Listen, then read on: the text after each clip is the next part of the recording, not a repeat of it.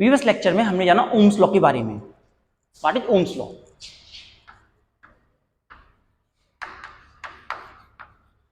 Ohms law जो था, V is directly proportional to I। Potential difference होता है डायरेक्टली प्रोपोर्शनल होता है करंट के, और जब R को हटाते हैं, प्रोपोर्शनल टू साइन को हटाते हैं, तो क्या लगाते हैं? कांस्टेंट। तो V equals to I R, V equals to I R, where जो हमारा R है, R इज, जहां पे हमारा R जो है रेजिस्टेंस है, R इज रेजिस्टेंस। जैसा मैंने आपको बताया था, रेजिस्टेंस जो होता है अपोजिशन होता है, resistance the opposition faced by the electron when they move in a conductor. Resistance जो होता है उसे, उसकी वजह से कंडक्टर इंसुलेटर को डिफाइन किया गया था। कंडक्टर इंसुलेटर्स, कंडक्टर क्या होते हैं? ऐसे सब्सटेंस जिनका रेजिस्टेंस लेस होता है, लेस रेजिस्टेंस,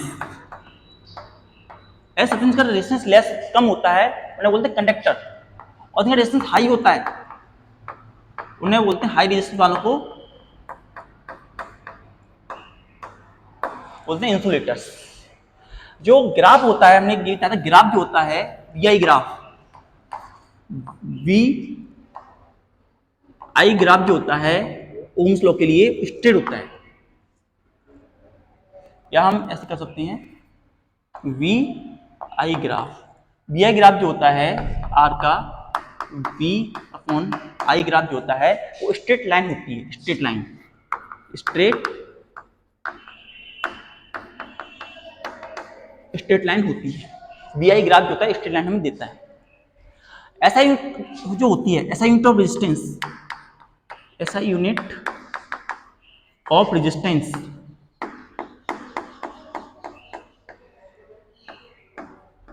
जो होती है ओम होती है, ओम और ओम, इस तरीके से हम उसे दिखाते हैं। ऐसा यूनिट ऑफ रेजिस्टेंस को हम ओम दिखाते हैं जो और देखिए कौन कौन से फैक्टर्स होते हैं जिनमें रेजिस्टेंस ऑफ कंडक्टर डिपेंड करता है। Factors on which resistance of conductor depend, resistance of conductor depend. पहला, length of the wire, length of the conductor, length of the conductor. जो रेजिस्टेंस होता है वो डायरेक्टली प्रोपोर्शनल होता है लेंथ ऑफ द कंडक्टर से, resistance is directly proportional to length of the conductor. Resistance is directly proportional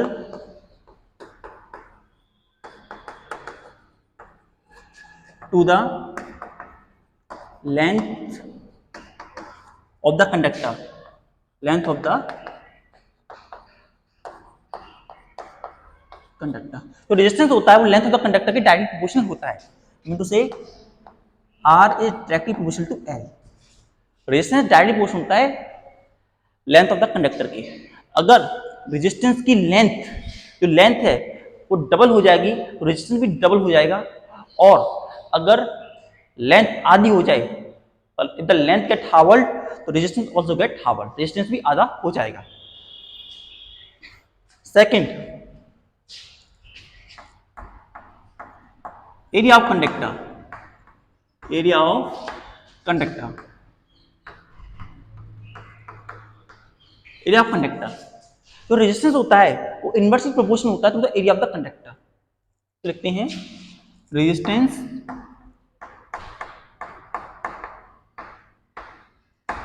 is inversely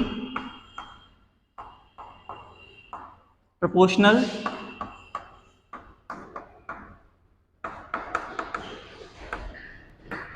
to the area of conductor, area of conductor. तो resistance होता है वो इनवर्सली प्रोपोर्शनल होता है to the area of conductor. Mean to say R inversely proportional to area of the conductor. Area of the conductor के inversely proportional होता है। Mean to से अगर एरिया डबल हुआ तो रेजिस्टेंस हावल हो जाएगा, आधा रह जाएगा, और वहीं एरिया आधा हुआ तो रेजिस्टेंस डबल हो जाएगा। Third, nature of the conductor. Nature of the conductor. Nature of the conductor, जो दो कंडक्टर होते हैं सेम लेंथ के सेम एरिया के, उन दोनों का रेजिस्टेंस सेम नहीं होता। Resistance with same length and same area, दो रेजिस्टेंस से, पहला तक लेते हैं कॉपर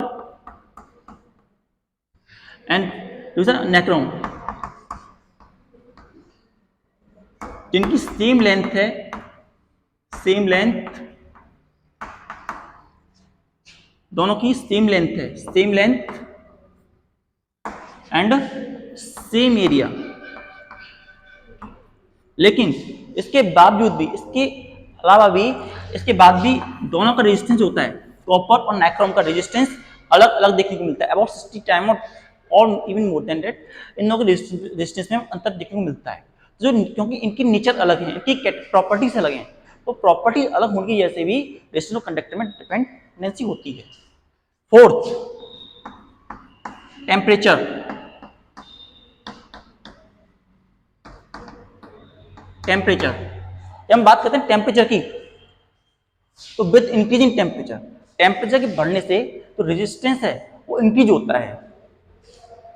तो विद इंक्रीज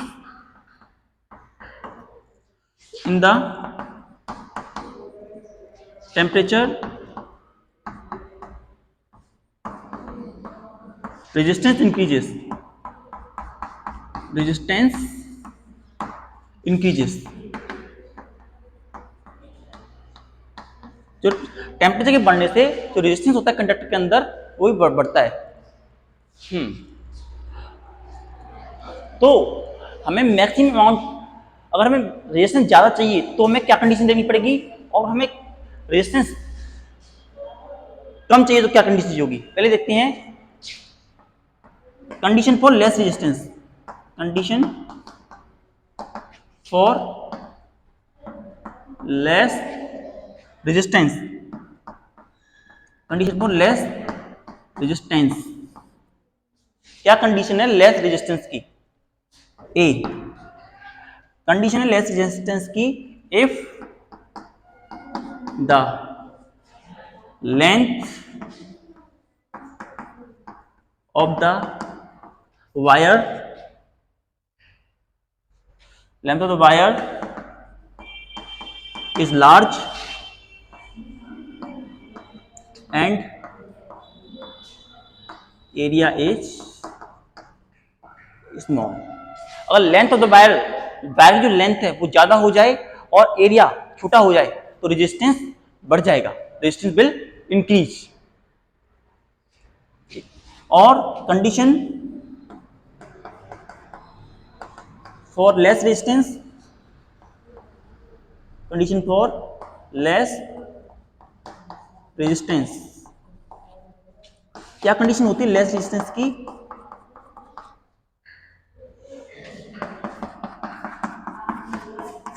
हाँ, क्या कंडीशन होती है लेस रेजिस्टेंस की। A if the length is small, the length is small and area is larger। अगर लेंथ जो है वो छोटी हो जाए और एरिया बड़ा हो जाए तो रेजिस्टेंस कम हो जाता है। तो अगर हमें रेजिस्टेंस ज्यादा चाहिए तो हमें ये कंडीशन देनी पड़ेगी, और अगर हमें रेजिस्टेंस कम चाहिए तो हमें ये कंडीशन देनी पड़ेगी, दैट इज ज्यादा length, for condition, length of the wire, ये मोर रेजिस्टेंस के लिए, लेस के लिए नहीं, मोर के लिए, मोर रेजिस्टेंस के लिए अगर लेंथ ऑफ द वायर बड़ी हो और एरिया छोटा हो तो ऐसी कंडीशन में हमें रेजिस्टेंस ज़्यादा मिलेगा, और वहीं अगर लेस रेजिस्टेंस चाहिए तो ऐसी कंडीशन में जो लेंथ है वो छोटी होनी चाहिए और एरिया बड़ा होना चाहिए। अब हम अपने नेक्स्ट टर्म पे चलते हैं जरा, दैट इज रेजिस्टिविटी।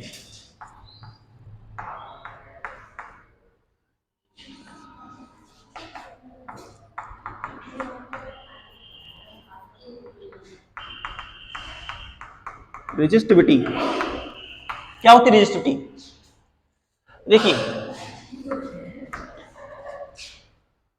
जो रेजिस्टेंस होता है अभी हमने जैसे पढ़ा, डायरेक्टली प्रोपोर्शनल होता है एरिया, डायरेक्टली प्रोपोर्शनल होता है लेंथ ऑफ द वायर के, और रेजिस्टेंस जो होता है इनवर्सली प्रोपोर्शनल होता है एरिया के। अब इन दोनों को हम कंबाइन करते हैं, कंबाइनिंग बोथ।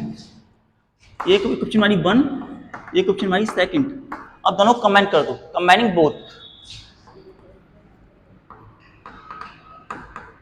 कंबाइनिंग इक्वेशन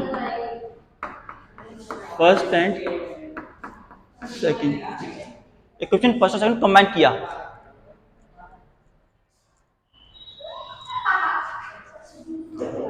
बात नहीं करो।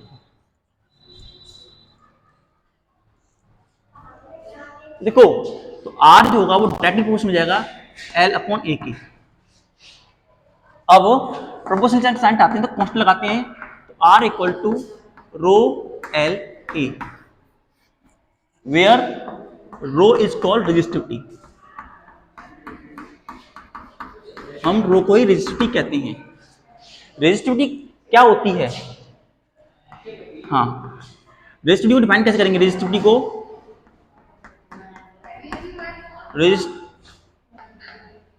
रेजिस्टिविटी को कैसे डिफाइन कर सकते हैं? It is the resistance, it is the resistance of substance, ये रेजिस्टेंस होता है सब्सटेंस का, व्हेन ये रेजिस्टेंस होता है सब्सटेंस का when length equal to 1 metre and area of cross section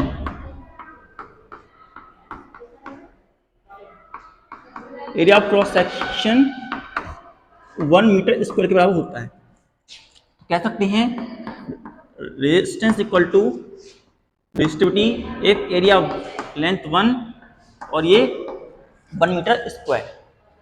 तो ऐसी कंडीशन में जो रेजिस्टेंस होगा वो रेजिस्टिविटी के बराबर हो जाएगा, resistance become equal to resistivity.